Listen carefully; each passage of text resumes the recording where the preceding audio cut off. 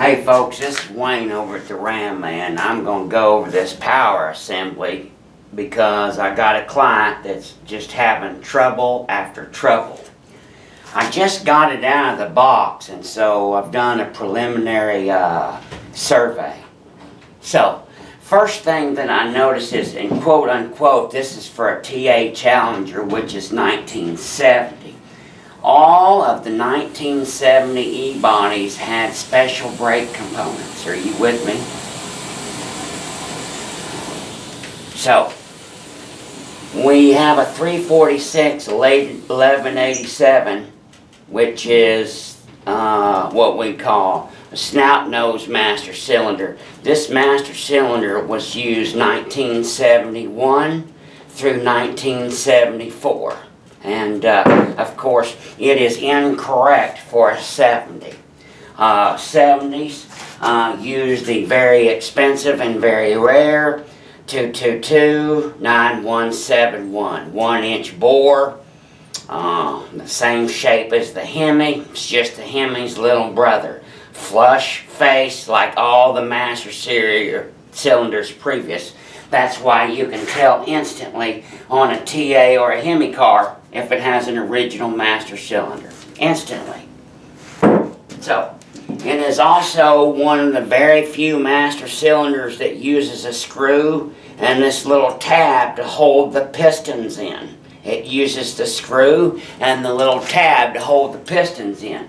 That's what this little notch is on a 70 only booster, like the TAs and the ARs. That's what that diamond depression is for that screw head. Voila! So you can see they were designed to be used together. Yeah, you can't stick this on a flat booster. It won't seat down all the way. It causes problems with piston depth, piston travel, push rod travel, the whole 9 yards. You get into a doggone quagmire. So there's the master cylinder. So now we jump down to is somebody has installed a gasket between the master cylinder and the booster. I absolutely cringe every time I see this. You know, I'll see a Hemi car somewhere and they got this white thing.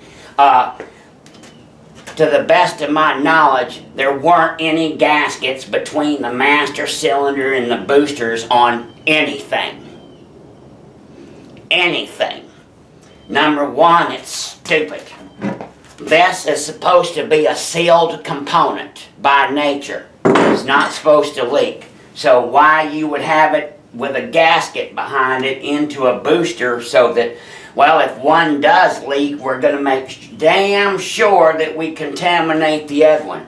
A vacuum booster is a sealed component by definition. It better not leak. So why on earth would you put a gasket between a master cylinder and a booster? Well, you don't. And anybody that does, they just didn't know. Number one.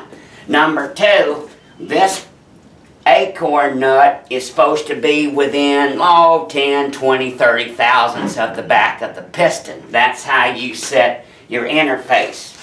Okay, when this expands, pushes it back, you got to have a little gap because the pistons must retract all the way back to release all the pressure, all the way back. So I'm looking at this booster and it's correct. It is a 70 only. It's got the markings. See, here's one of mine right here. It's got the markings on the tab right here. They're different on a 70. Right here, right here, and right here. But what I noticed right off from the get-go is, look at this master cylinder rod. This acorn nut is screwed all the way out. It's getting ready to come off. Now, part of that problem is a damn gasket. How are you going to set the gap distance between here and the piston with something that squeezes? You can't. So that's another reason why, Of course, these are set from the factory, but so here's what we know. So we just saw that, and now we see this one. Here's the push rod on mine. If you'll notice, the body itself of the master cylinder push rod is quite longer. Yes. So, what we have just found out is this 70 booster also has a thick rod right here. It has the incorrect master cylinder push rod. So, that's another flag. And then we just wanted to go on to, of course, the 71 and up boosters. They're mostly Midland Rosses. They use a pin style, a thin linkage, 71 to 74. I talk about it all the time. The 70s only use a thick linkage. They had a bushed rod with a bushing in there. So just to carry over from the B bodies, voila, like that. So that gives you the quick and class. So without testing these yet to check their function, this is just what I've noticed from the initial observation. So we got a TA with the wrong booster push rod, which is upsetting things, and we have it with a nice rebuilt. We can tell that it's been brass sleeved and all, of a 346 1187, which of course is correct for 71s and 74s. We're getting ready to test these items and see how they function. God bless you, God bless America, and happy Moparing.